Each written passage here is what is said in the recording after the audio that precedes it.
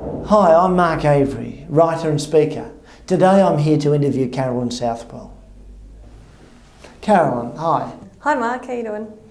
If the viewer has never heard of you before, what are 3 things that the viewer needs to absolutely know about you? What would you like them to know? 3 things. Okay, let's see. I love speaking and writing and climbing trees. That's 3 things, right? Yeah, I guess so. You mentioned speaking. What do you like to talk about and who do you like to have in your audience? Well, I love speaking about human potential and what's possible. I love helping people to grow their confidence and find their truth. And, well, who do I love speaking with? I love speaking with humans. That might sound funny, but human beings talk back to me. And so I love that interaction and that interplay. So human beings who want to learn and grow and change and explore. And I don't care if they're 5 or 105. If they come with that energy and that willingness to play, then game on. I'd love to have them in my audience. You mentioned that you like having humans in your audience so that they can talk back. Does that mean you prefer interactive talks rather than, say, keynote speeches? Yeah, I really enjoy running small group workshops because of that interaction and interplay with other people. Don't get me wrong, Mark, I love being the centre of attention. So being on stage in front of hundreds and hundreds of people, I've done it and I still love it.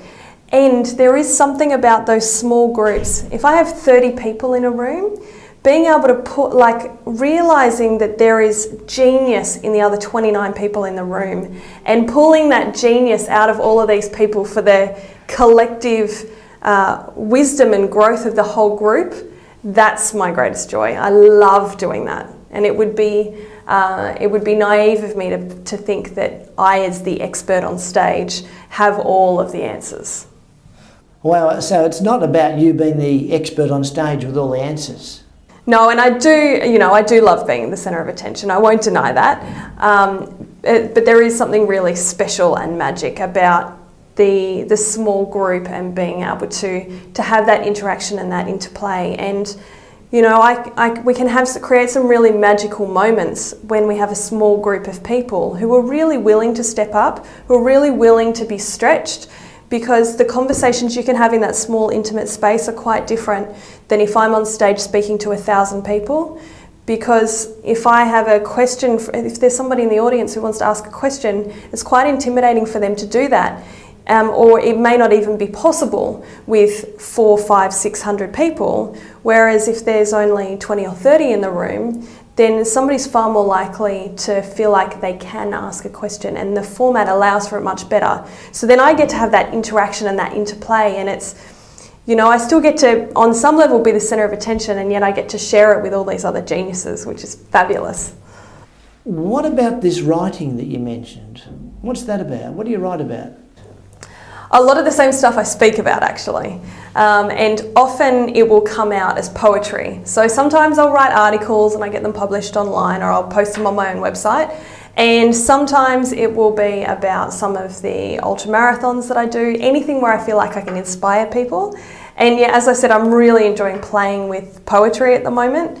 I'll just hear this idea come to me and I'm like, okay, I have to grab pen and paper to write it down, because it will literally just flow through me, and sometimes I won't know what I'm writing until I see it on the page or I see it online wherever I'm posting it. So, all right, one more question before I get into the tough questions. You mentioned that you like climbing trees. That's a bit odd. What's that about? Well, Mark, I grew up as a kid in the bush, right? So I spent lots and lots of time climbing trees. So for me now, living in the city, one of the greatest things for me to do is actually go hang out in a park underneath a tree. In fact, some of my greatest poetry happens when I'm sitting under trees. And spending time when I think I can get away with it, finding a tree to climb when nobody's looking. Because it's kind of like my safe haven. It's my spot for time out, away from all these other adults and all these other pressures and all these things that I think I'm supposed to do. And it's I'm exceptionally calm when I'm 10 metres up a tree. And it's just, so, I love climbing trees, and that I don't plan to stop that anytime soon. So you're a tree-loving hippie, is that what you're telling me? Yeah, well, I guess you could say that, you know, underneath this businesswoman who loves helping people grow and stretch, yeah, there's still a little girl who loves her trees.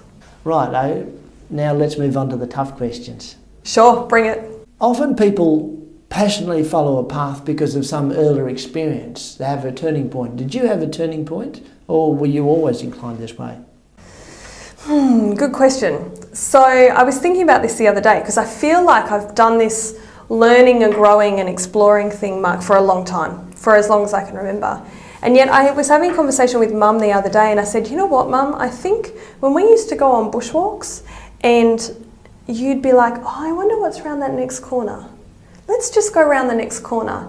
That curiosity and that willingness to explore, I think that really set a foundation for me to go, I wonder what's around the next corner.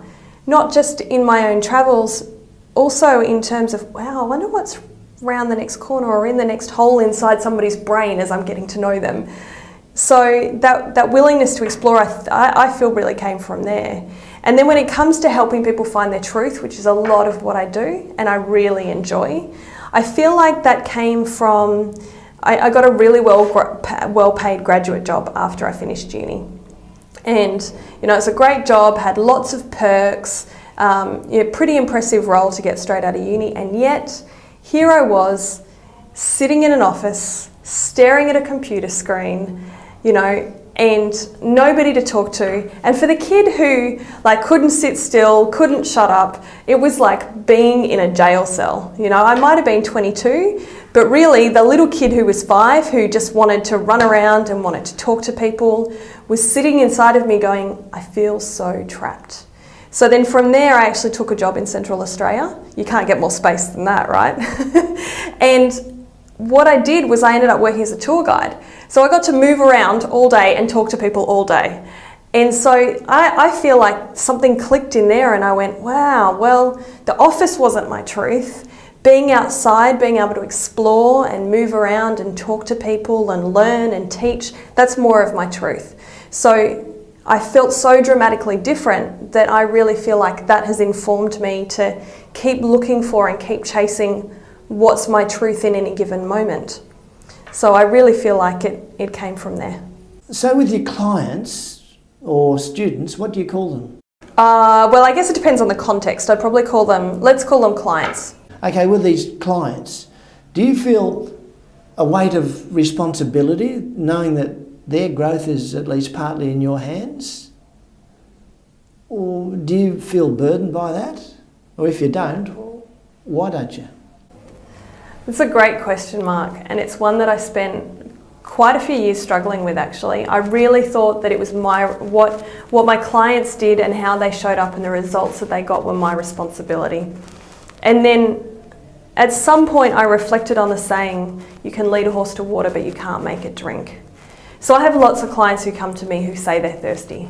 They're thirsty for a change in their life of some description. You know, whether it's that they want to improve their health or they want to improve what's happening for them mentally, emotionally, psychologically, whether there's fears that they want to address. They come to me saying that they're thirsty. And what I've now realised is my job is to deliver water to them. My job is to bring the water. And the water could look like tools, it could look like resources, ideas, information, it could look like change processes that are processes designed to help change the brain. And it could look like me running them through and helping them find insights and have their own realizations. And that's where my job ends.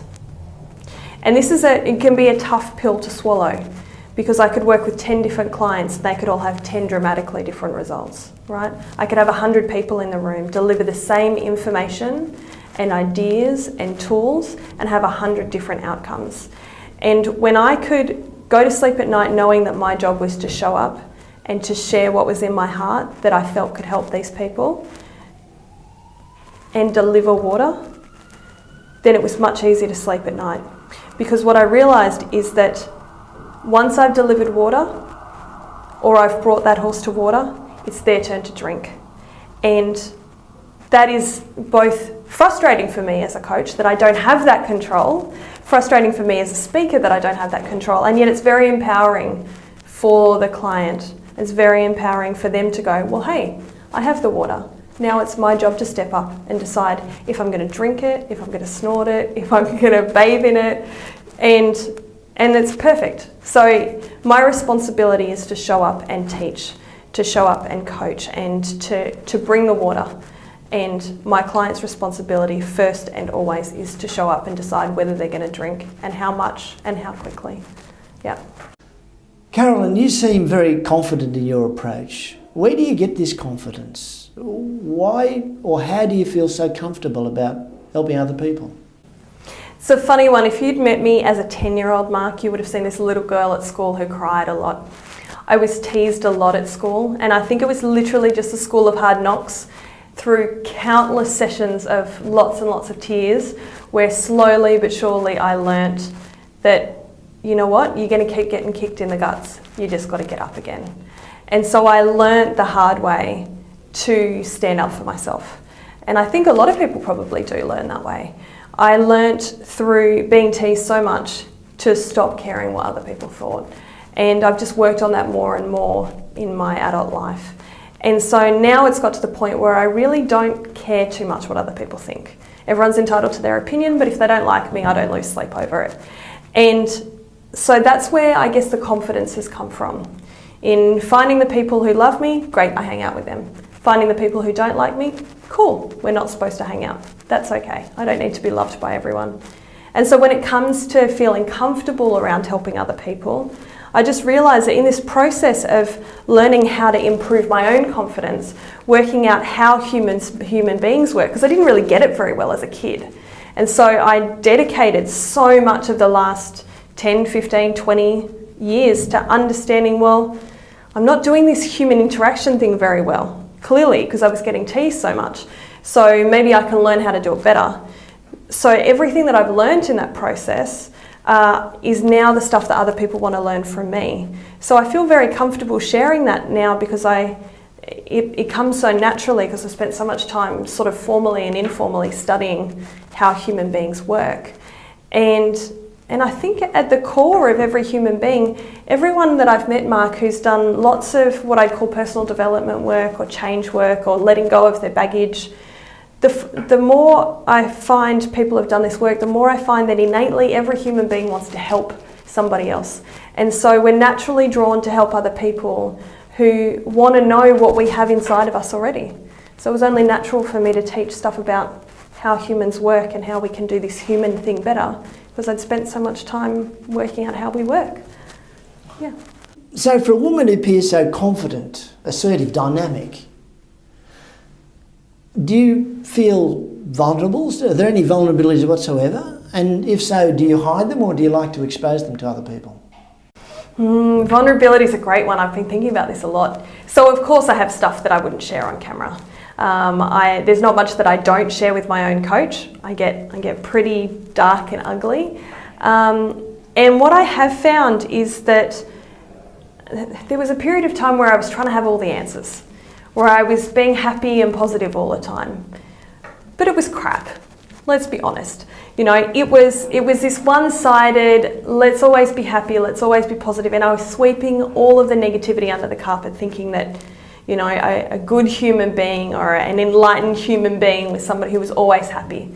That's ridiculous. It's like, you know, making sure that the sun's always shining and that we never have nighttime and that we never have cloudy days and we never have rainy days. It's like only one fragment of the picture. So I wasn't really owning the whole of me. So something that I've changed over the last, well, especially the last year, is starting to step more into feeling whatever I'm feeling. So if I'm feeling frustrated, I will just feel frustrated. And if I'm feeling angry or bothered or annoyed or sad or whatever, I'll feel it. I won't wallow in it because I don't think that helps, but feel it and allow it to pass through me, because then I can just move on to what's next. And the other thing that I've done, I mean, you asked about whether or not I would display those vulnerabilities or those fears. More recently, I started to see some role models of people who do share their vulnerabilities more publicly. And I really felt that was my truth. So I actually share, and sometimes some of my poetry is quite vulnerable. And I hear it coming through me and I go, okay, I'm supposed to share this.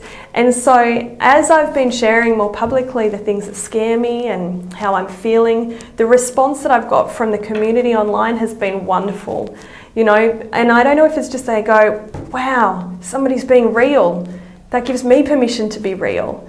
You know, so it's like I get to be a permission giver through being raw and vulnerable and ugly and scared, and it's just beautiful. I'm watching this response and I'm going, man, let's do more of this, which makes it easier because of course it's scary to share that stuff publicly.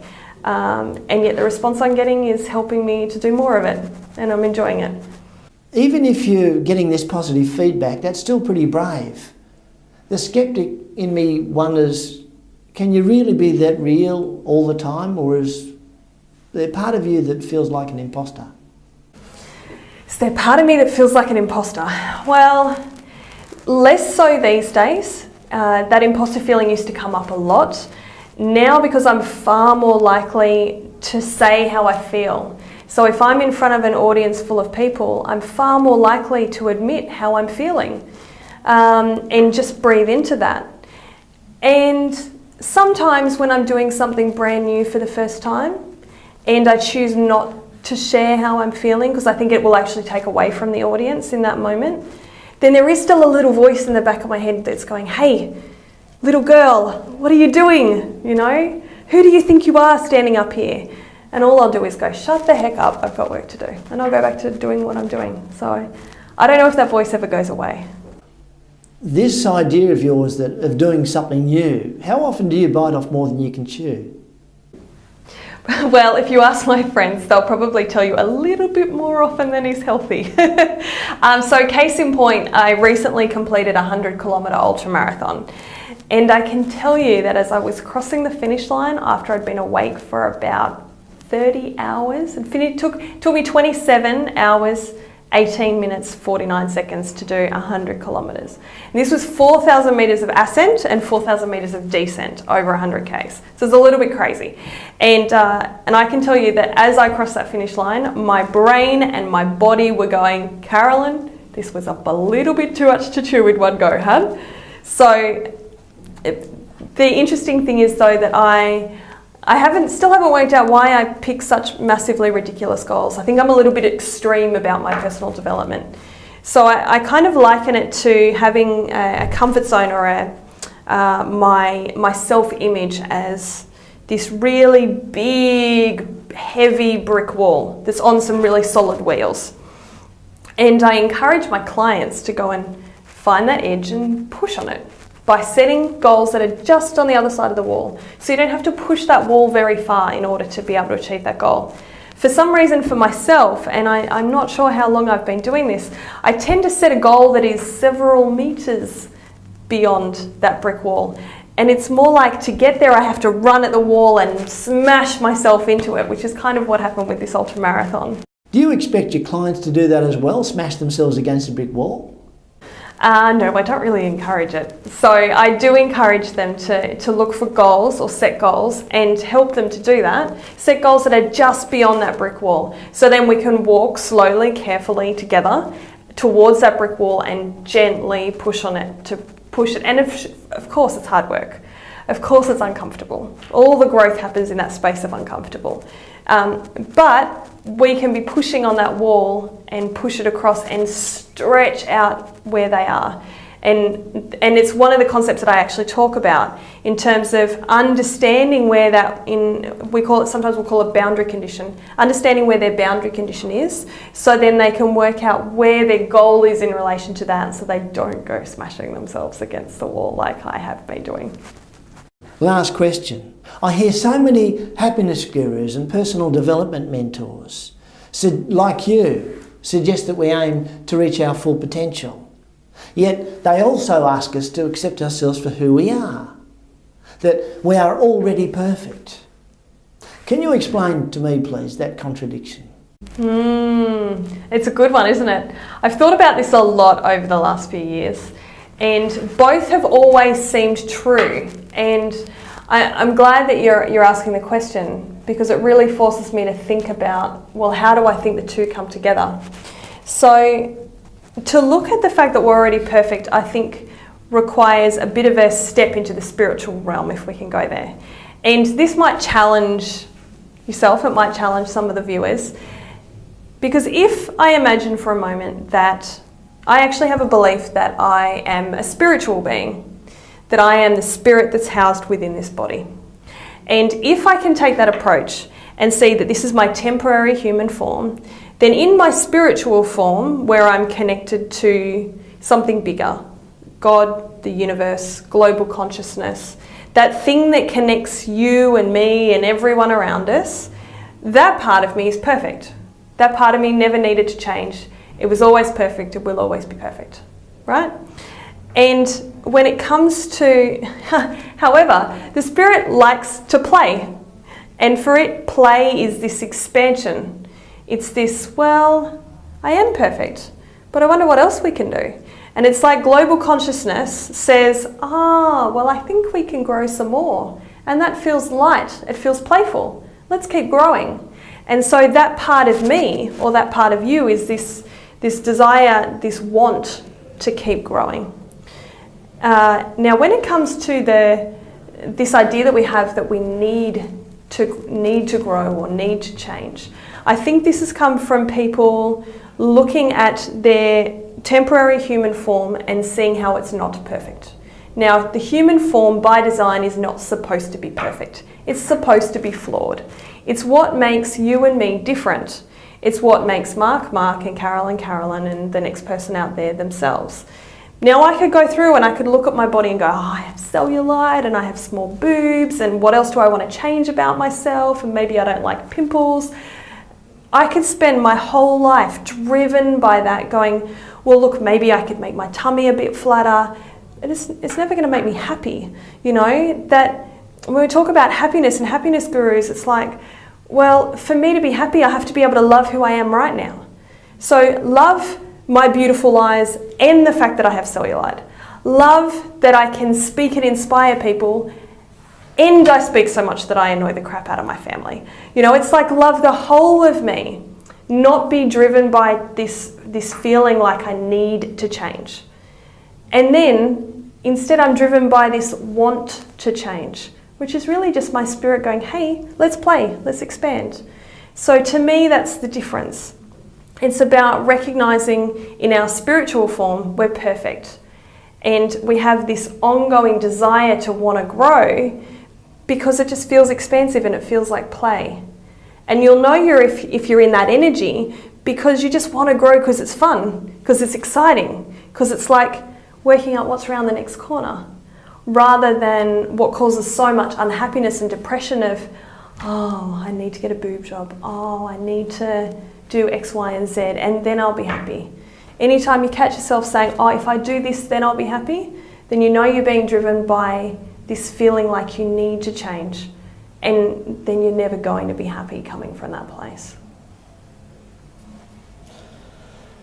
Oh, Carolyn, thank you very much. Thank you, that was really good. Thanks, Mark.